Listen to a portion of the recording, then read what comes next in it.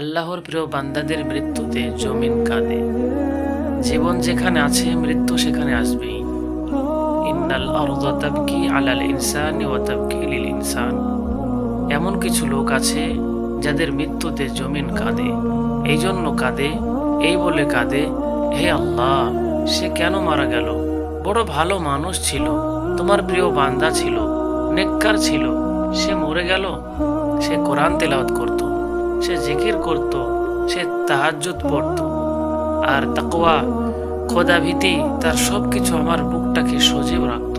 সে আমার বুকে সুগন্ধিযুক্ত একটি ফুল ছিল, যার সৌরভে আমার বাগান মতোয়ারা থাকত।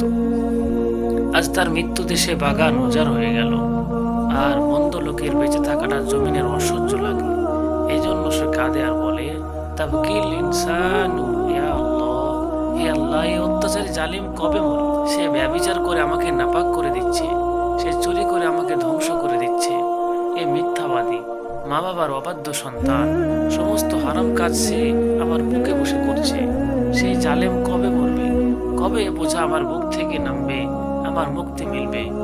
আমার বোনেরা, আজ সমাজে এমন মানুষ তো অভাব নেই যাদের জন্য জমিন প্রতিনিয়ত আল্লাহর কাছে ফরিয়াদ করে, হে আল্লাহ, এ জালেম আমার অন্তরটা জ্বালিয়ে দিল।